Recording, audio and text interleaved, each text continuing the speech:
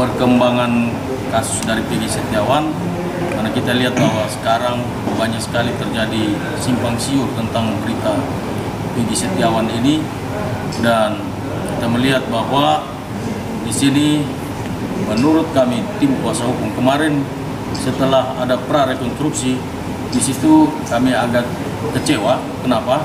Karena ketika prarekonstruksi dari tim kuasa hukum tidak diberitahu oleh pihak kepolisian. Harusnya itu tim kuasa hukum dari Peggy Setiawan harus diberitahu bersama keluarga, karena di sini Peggy Setiawan sangat dirugikan. Jadi harusnya kita diberitahu. Yang kedua,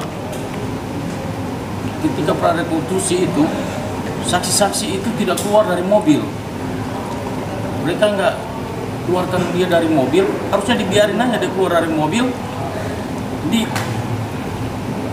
Diberikan kesempatan bagi wartawan juga bisa meliput sehingga ada transparansi bagi bangsa Indonesia ini, karena kan sampai saat ini masyarakat Indonesia sangat mengharapkan agar ada kejelasan dari kasus ini. Terkait dengan polisi mengatakan bahwa 2 DPO fiktif, nah ini juga kami rasa terlalu prematur.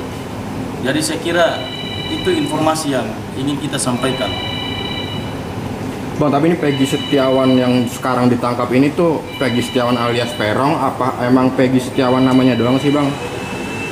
Oh, soal Peggy Setiawan ini diduga bahwa ini menduga, masih dugaan ya.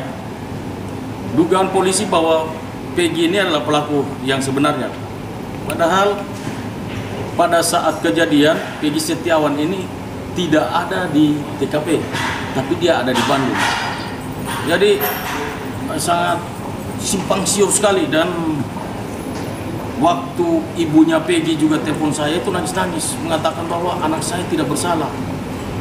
Bang, tolong dibantu karena anak saya tidak bersalah. Kasihan kami, hanya masyarakat kecil. Papanya Peggy kuli bangunan, saya juga hanya seorang pembantu. Masa anak saya mau melakukan tindakan yang seperti itu? Peggy ya, sampai saat ini dia masih merasa tertekan. Terakhir informasi yang saya terima, Peggy sangat tertekan. Bahkan yang saya dengar, dia juga tiap malam nangis terus karena ada isu-isu bahwa dia mau dipindahkan ke Nusa Kambangan. Jadi ini masih isu. Itu yang saya dengar langsung dari keluarga Peggy, ya seperti itu. Saya pikir kalau sampai ke Nusa Kambangan, waduh, ini kasihan orang yang kita merasa, ya kami sebagai kuasa hukumnya merasa bahwa dia tidak bersalah, hanya anak seorang kuli bangunan dibuat seperti ini, kan sangat ironis. Makanya kami sangat memohon kepada seluruh masyarakat Indonesia, mohon dukungan doanya juga agar pelaku yang sesungguhnya bisa ditangkap, jangan orang lain yang dikorbankan. Apa yang menjadi bukti kuasa hukum bahwa Peggy itu adalah teror in persona? Artinya kami menduga bahwa Polda Jawa Barat di sini itu keliru melakukan penangkapan terhadap seseorang. Dugaannya apa? Kami juga mengajukan saksi-saksi. Kami memiliki saksi-saksi yang notabene-nya ketika peristiwa Peggy Setiawan itu berada di Bandung.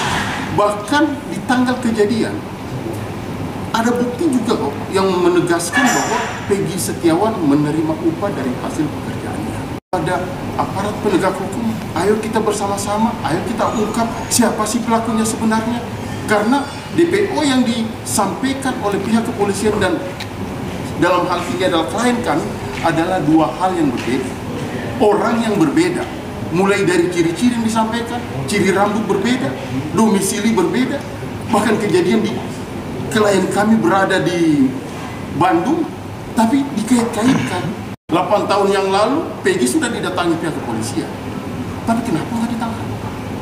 Kalau memang si Peggy pelakunya, kenapa nggak dilakukan upaya hukum? Kenapa nanti ada film yang viral kemudian Peggy dikait-kaitkan, kemudian ditahan. Menurut hemat kami bahwa penahanan Peggy yang dilakukan oleh Polda Jawa Barat itu masih sangat prematur. Kenapa nggak dikumpulkan dulu bukti? Kenapa nggak dipenuhi dulu unsur-unsurnya? Ini masih sangat kurang. Bahkan 5 terpidana yang diperiksa tidak mengenal Peggy dan hanya 1 orang yang mengenal Peggy. Bagaimana dari unsur pembuktian? Kita berbicara apa yang tindakan kami. Mungkin dalam waktu dekat ini kami akan mengajukan pra-peradilan. Ya kan? Tapi kalau ini kemudian sampai ke pengadilan, kami pastikan kami punya kejutan-kejutan, Pak. Kami punya bukti-bukti kok. Kalau hari ini kepolisian punya bukti, kami punya bukti. Bahkan semalam itu dilakukan BAP, ada 3 orang dilakukan BAP, 2 orang itu disita lagi ponselnya. Kami nggak mengetahui apa maksud dari sitaan ponselnya ini. Apakah ponsel ini yang dipakai 8 tahun yang lalu atau seperti apa? Kan begitu. Kami mendukung kok. Kami mendukung kepolisian untuk tangkap si pelaku sebenarnya. Jangan sampai tangkap error in persona, salah orang. Itu yang kami hindari. Dan itu yang akan kami buktikan bahwa Peggy Setiawan yang ditangkap oleh pihak kepolisian bukanlah Peggy yang melakukan tindak pidana. Kira-kira seperti itu. Itulah yang saya katakan, si Aep ini dulu mengatakan. Si Aep dulu ini mengatakan 8 tahun yang lalu tidak mengenal Peggy. Sekarang mengenal lagi. Gimana itu?